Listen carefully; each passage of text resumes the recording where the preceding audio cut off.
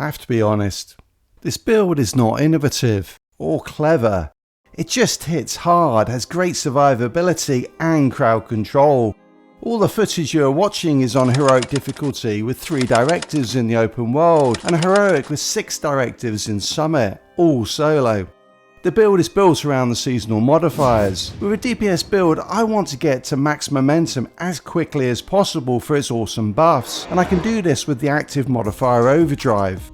Doing so, and it will also receive powerful bonuses of 30% weapon damage, skill damage, and rate of fire. Now sadly, these are not in addition to those you get from Rogue Momentum. Can't win them all. In order to maintain maxed out momentum, I am using the passive modifier Critical Momentum, which with my build adds just over 3% momentum per second. And then there is the passive modifier Microwave Coils, which has the potential to add 20% momentum every time I pulse enemies. This passive modifier is possibly the strongest one in the game. That is because it can be activated by the linked laser pointer from the Technician specialization. I just point my weapon at the enemies and watch them catch on fire. And my weapon is the Pyromaniac, which comes with the talent Perfectly Ignited. This amplifies weapon damage to burning enemies by 30%, one of the highest damage buffs in the game. The biggest challenge with this talent has always been how to trigger it in a way that didn't stop me firing. Now we have it, and it's a game changer. The final passive modifier I'm using is Reaper Scan, which has a 25% chance to apply the blacklist mark to pulsed enemies. And yes, it is also activated by the linked laser pointer. Killing blacklisted enemies gives me bonus momentum, 5% for a non-elite and 7% for an elite, and 10% critical hit chance. This last bit is important to the build because it lets me get close to the critical hit chance cap, increasing my damage output and making the most out of critical momentum. I'm also using a Seska chest piece for its 8% critical hit chance bonus with the talent Intimidate. Intimidate is one of the strongest weapon damage talents in the game, something that you wouldn't know from its tooltip, and that's because it's wrong. When I have bonus armor, I gain 3 stacks per second, not 1, up to a max of 9 in just 3 seconds.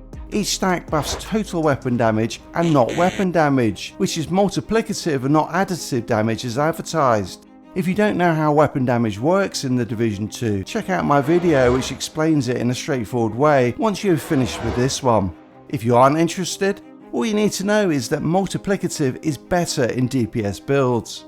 Finally, each stack is multiplicative, so rather than just getting a 36% total weapon damage buff, you actually get slightly over 42%. To trigger Intimidate, I'm using the Heartbreaker gear set, which synergizes well with the linked laser pointer and modifiers. Shooting pulsed enemies adds 1% bonus armor and 1.1% weapon damage, up to a max of 50% bonus armor and 55% weapon damage, which is multiplicative and on top of the 15% assault rifle damage from its 2-piece bonus.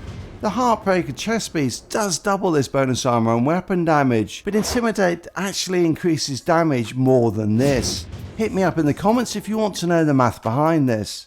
I also don't need any more bonus armor because I'm getting it from the best solo exotic in the game, the Memento backpack.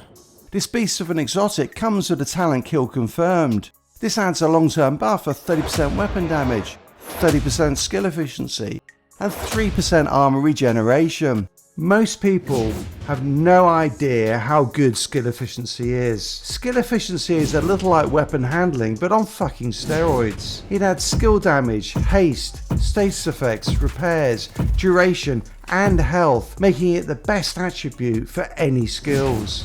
Kill Confirmed also comes with a 10-second buff on picking up a trophy of 40% bonus armor, 15% weapon damage, and 5% skill efficiency on top of the long-term buff. With all of this damage and survivability, it's not hard to see why Memento is the best exotic for solo players. Now I find that Memento is also solid in group play. In fact, I just answered a shepherd call and in a 4-man group had no problem building up Memento stacks. But if you're looking for an alternative option for groups, then the Curate's Mask is a good choice for its team critical hit chance and damage buffs, or the Catharsis Mask for its weapon damage buff and healing. You could also use the Striker's gear set for its higher damage output, but for all-round survivability and damage, nothing beats Heartbreakers. Maintaining bonus armor is key to proccing Intimidate, so I'm using a Crusader shield to tank incoming damage, and this is where running the Technician specialization also works well, as the skill tier from this gets the shield to a tier 6, while still allowing me to run 3 weapon cores. You might think that running the passive modifier Fortified Shield, which increases shield's base health by 100%, would work well with this build. But unless the shield stat screen is not working properly, Fortified Shield seems to be bugged, and my shield's health was firmly stuck at 4.7 million. To ensure that my shield remains up, I am running the Artificer's Hive, also from the Technician specialization. To get this to work, I just leave it holstered, and periodically it heals my shield for 36% of its max health. So this is the full build. With it you will be able to face stack all heroic content with ease. Look out for more Year 6 Season 3 builds coming very soon.